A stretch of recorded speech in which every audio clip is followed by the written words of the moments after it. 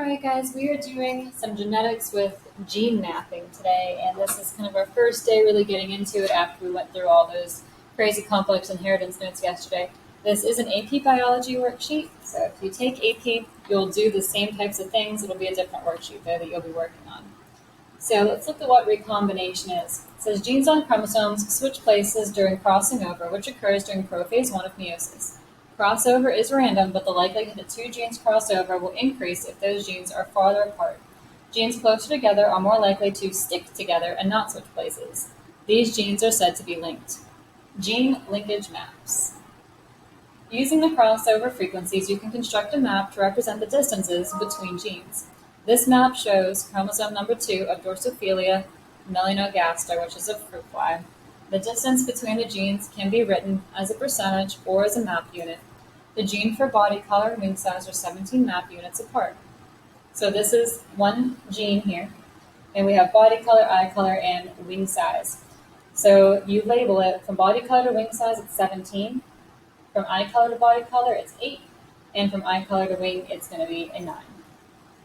These are pretty easy to do. I actually kind of like them. It's not difficult. It's a lot nicer than Punnett squares sometimes. So a sample problem.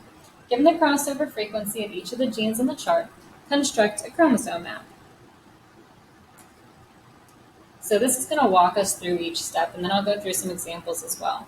Step 1, you're going to start with the genes that are farthest apart. So B and C are 45 map units apart, and that's where you would want to start at. So you're just picking which one is farthest. So this one is your first one. So you would write B and C out, and you want to give them kind of a wide berth because you're going to have to put other genes in the middle in here. Step number 2, solve it like a puzzle using a pencil to determine the positions of the other genes. Notice it says using a pencil because you will be erasing a lot on occasion. So we have our B and our C. We know that they're 45, so you label that.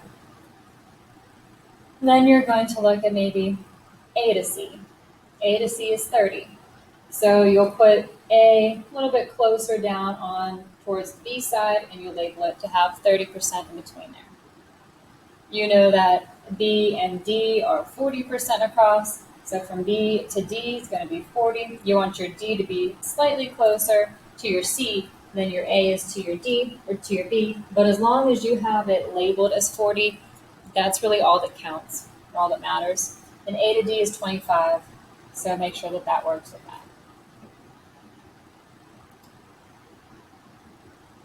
Step 3, subtraction will be necessary to determine the final distances between each gene.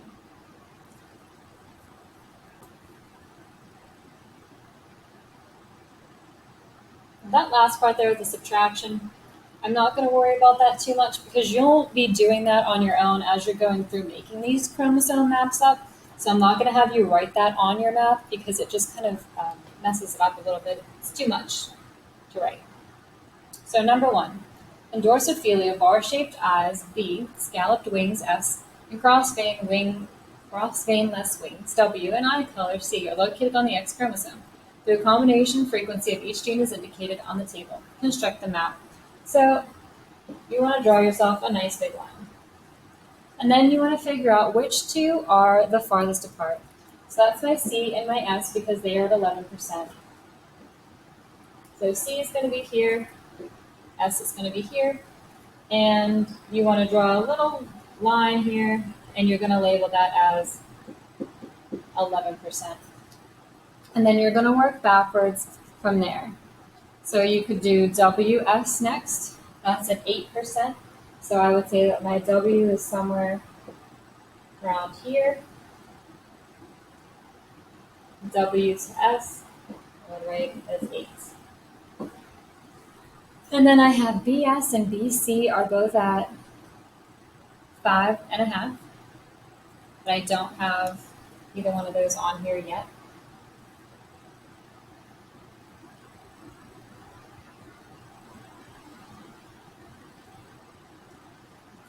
So let's see, B would have to be right in the middle of both of them. So figure out where your middle point would be. And you'll draw it out 5% to 5.5. And then going this way would also be 5.5, and that would cross off both of those. WC.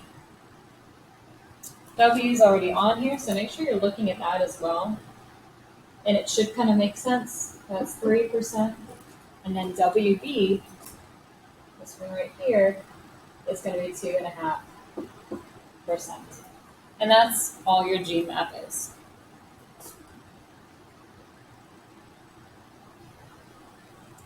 The following chart shows crossover frequencies for genes on an autosome of the armor-plated sportal SAR.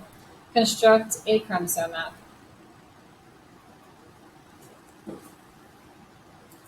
So my longest one there is 17%, and that's Q and S. So I got a Q and S,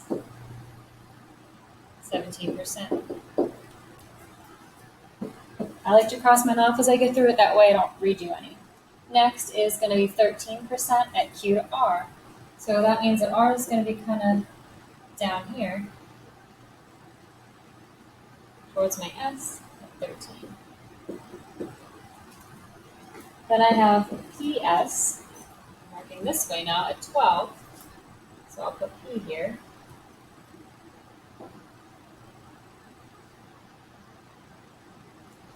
I'll make that line up a little bit higher because I'm going to have to draw another line, probably. PS is at 12. PR is at 8. And QP is at 5. So that one was a nice simple map. One more example here. Construct a map given the following data. I'll draw a line. My biggest one is going to be AB up here.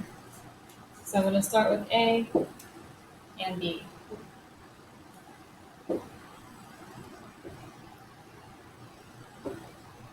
And that is going to be at 24%. Okay, then I could do A to F, which is my next biggest one. The next one you want to do, you want to try to have either the A in it or the B in it. Like I wouldn't want to do CD because I have no idea where C and D are in relationship to A or B.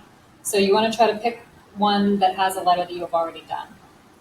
So I could do A and C, or I could do A and F. I always like to work biggest to smallest if I can. So I'm going to do A and F next. So at 16%, I'm going to say that F is somewhere right around here.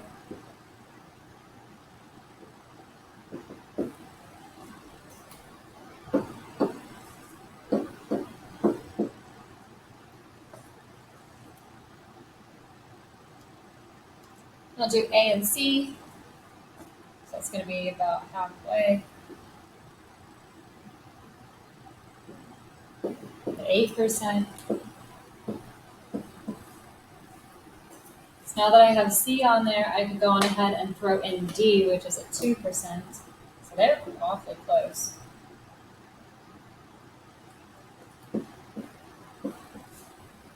And then let's see, F to B. That would be these ones down here.